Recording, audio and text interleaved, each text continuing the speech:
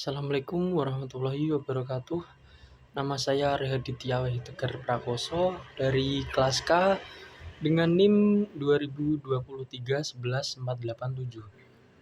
Kali ini saya akan menyampaikan materi tentang definisi emosi, peran emosi, dan suasana hati dalam organisasi.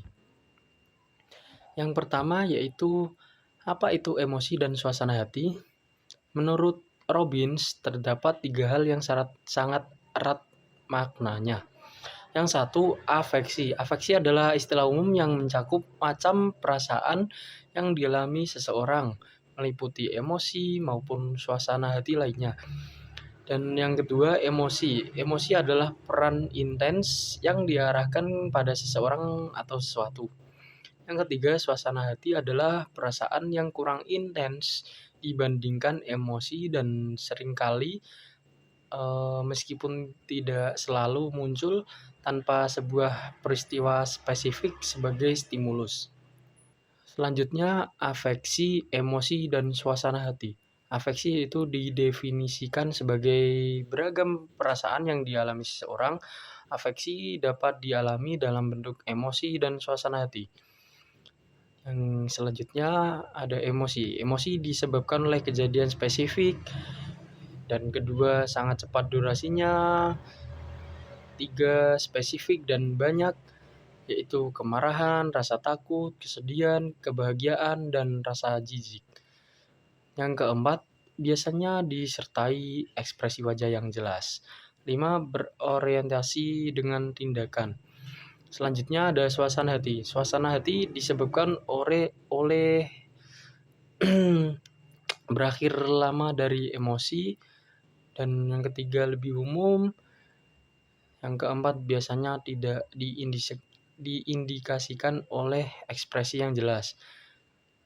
Selanjutnya ada emosi dasar. Emosi dasar meliputi rasa marah, tidak suka, antusias, iri, takut, frustasi, tidak setuju, malu, jijik, bahagia, benci, berharap, cemburu, gembira, cinta, bangga, terkejut, dan sedih. Selanjutnya, sejumlah penelitian psikologi mencoba mengidentifikasikan emosi dasar dengan mempelajari ekspresi wajah. Tetapi dalam pendekatan ini beberapa emosi terlalu kompleks untuk secara mudah diekspresikan melalui wajah. Selain itu, budaya juga memiliki norma-norma yang mengatur ekspresi emosi, sehingga cara kita mengalami sebuah emosi tidak akan selalu sama dengan bagaimana kita menunjukkannya. Selanjutnya, suasana hati dasar. Suasana hati dasar dilihat dari afeksi positif dan negatifnya.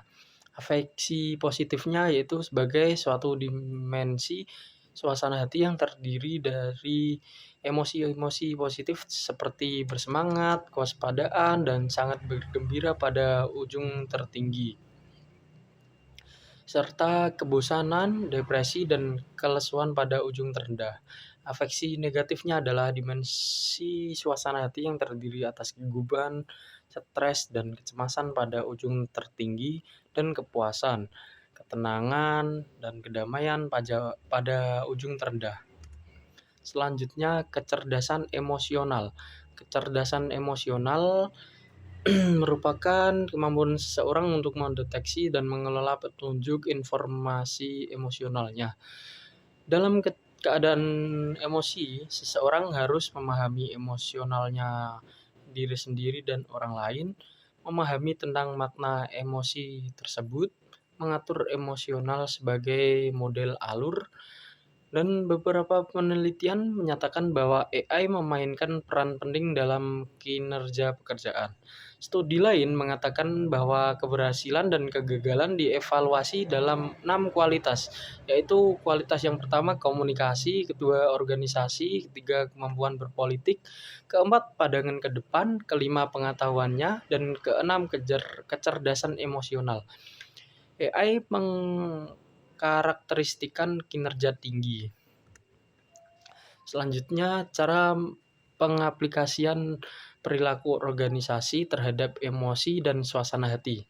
Dalam bagian ini, kita menilai bagaimana sebuah pemahaman emosi dan suasana hati dapat meningkatkan kemampuan kita untuk menjelaskan dan meramalkan proses seleksi dalam organisasi. Pengambilan keputusan kreatif, motivasi, kepemimpinan, konflik antar personal, negosiasi, pelayanan pelanggan, sikap-sikap kerja, dan perilaku-perilaku menyimpang di tempat kerja. Solusi masalahnya yaitu seorang manajer keperawatan harus memiliki pemahaman dan aplikasi tentang emosi dan suasana hati sehingga memberikan pengaruh terhadap satu pengambilan keputusan, memberikan ide kreatif, ketiga motivasi yang tinggi untuk menyelesaikan masalah, keempat daya tarik emosi sehingga membantu menyampaikan pesan kepada bawahan, misal ekspresi emosi saat berpidato untuk menarik hati, dan lain-lain. Kelima, negosiasi tanpa berpura-pura marah. Keenam, ada keadaan emosi berpengaruh terhadap pelayanan dan yang diberikan. Ketujuh, sikap kerja yang baik. Selanjutnya ada kesimpulan. Saya menyimpulkan bahwa pemimpin dan manajer suatu organisasi jika mengharapkan pencapaian kinerja yang maksimal di organisasinya, upaya yang paling tepat adalah bagaimana membina dirinya sendiri dan membina SDM maupun karyawan yang dipimpinnya untuk memiliki kecerdasan emosi yang baik.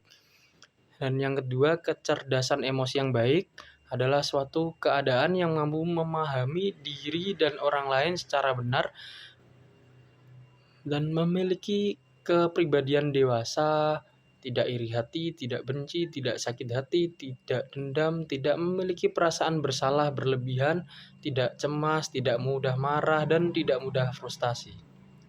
Baik, itu tadi materi yang dapat saya sampaikan.